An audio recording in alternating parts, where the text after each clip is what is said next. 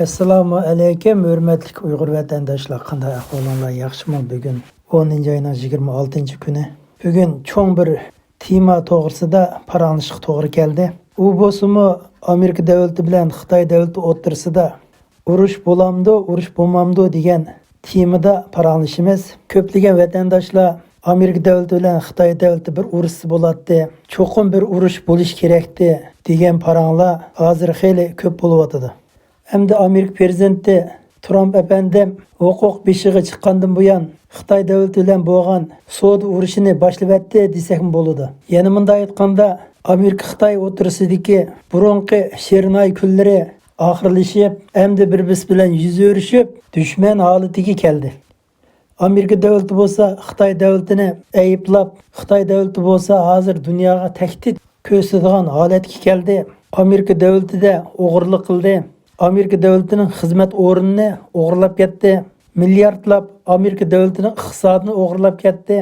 Amerika davlatining ahli mulk, mol-mulk, ahli huquqlarini, ya'ni patent huquqlarini o'g'irlab ketdi. Degandek so'zlar bilan Xitoy davlatini qarlab, yig'ib aytganda Xitoy davlati insoniyatga baloyi qazo keladigan razillikning manbasi deb siyosatda Xitoy davlatini ayblab keldi. Uningdan boshqa Amerikada bu yil Xitoyning virusi yamrab ketdi. Amerika davlati Xitoyga sen bu virusni yasab chiqib, dunyoning hamma yeriga tarqatding. Sen bir uchiga chiqqan suiqasdchi qarniyat deb aybladi. Amerika davlatining mana mushu siyosiy nazariyasi butun dunyoning qo'lishiga erishib, Amerika davlati yer shari xarakterlik Xitoy hokimiyatiga qarshi turadigan ittifoqdosh davlatlarni shakllantirdi. Mana bu Amerika va Amerikaning ittifoqdosh davlatlarininki vaziyati.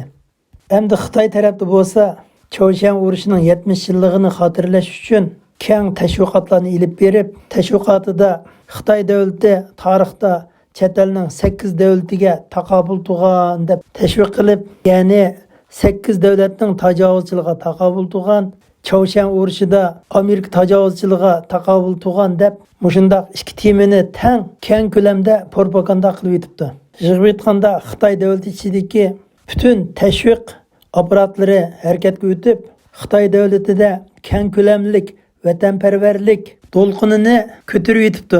Uning ustiga Xi Jinping yig'inda nutq so'zlab, Xitoy xalqi tashkillanib o'rnidan turdi. Xitoyga cheqilg'ini bo'lmaydi. Agar sen Xitoy davlatiga cheqilib qo'ysang, o'zingga cho'ng avorchilik deb qolasan degandek mazmunlarni so'zlab yetibdi. Hamda hozir dunyoda iqtisodda Amerika davlati birinchi o'rinda tursa, Xitoy davlati ikkinchi o'rinda turadi hozircha. Hamda haqiqiy salmoqqa qarasak, Amerika davlati butun dunyoga oliy darajalik sifatlik mahsulotlarni eksport qiladigan davlat. Xitoy davlati-chi desak, dunyoga tuvan darajalik mahsulotlarni eksport qiladigan davlat. Hamda Amerika davlatining dunyodagi ittifoqdosh davlatlarining soniga qarasak, Xitoy davlatining do'stlik davlatidan azroq bo'lishi mumkin son jihatda. Ammo Amerikaning ittifoqdosh davlatlari har jihat bo'lsin eng taraqqiy qilgan davlatlar. Amerika xalqining turmush saviyasi Xitoy davlatiga solishtirgan chog'da necha hassa ustun turdi degan gap. Xitoy davlatida bo'lsa 600 million inson texi nomrod turmushda degan gap.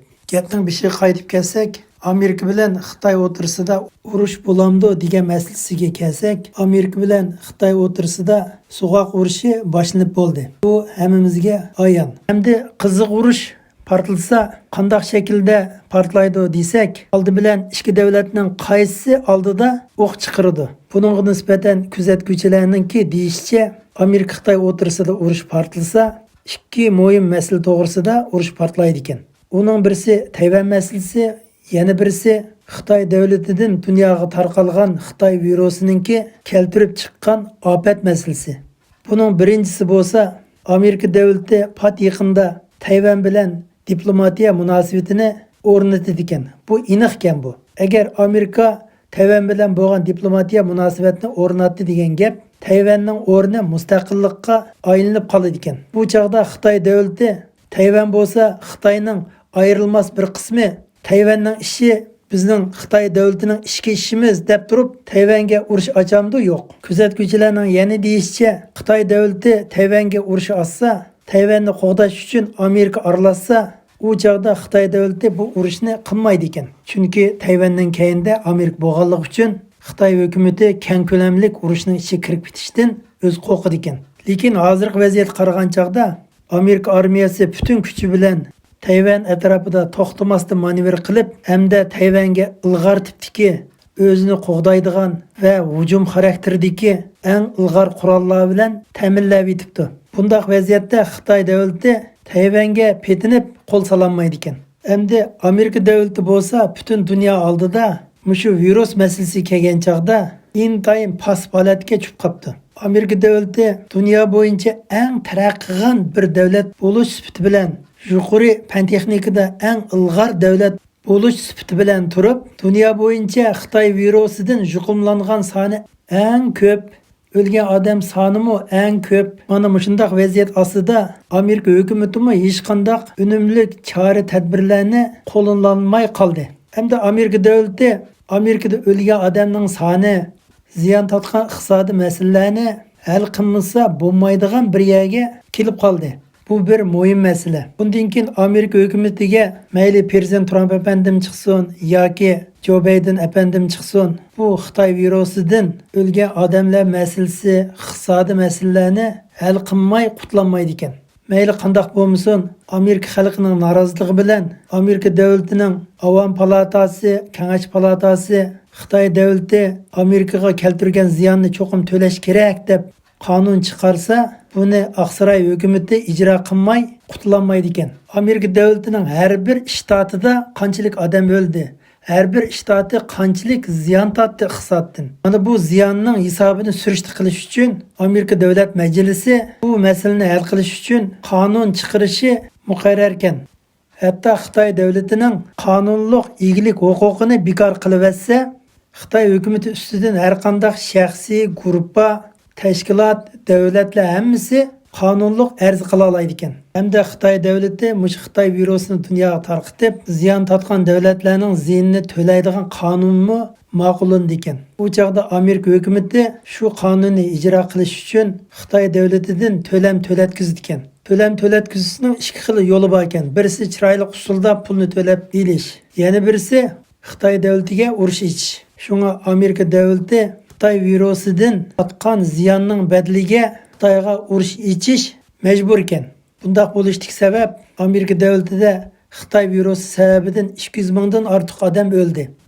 Ayni vaqtida Yaponiya Amerikaning Harbor orlig'iga hujum qilgan vaqtida Amerika tarafdan 2 mingdan ortiq odam o'lib, shu sababdan Amerika davlati Yaponiyaga urush e'lon qilgan. Shunga biz Amerika davlati Xitoyga urushni cho'qim qiladi deb faraz qilsak to'g'ri bo'ladi. Qisqa xabarimiz tugadi. Hammalarning qimmatli vaqtingiz uchun ko'pdan ko'p rahmat.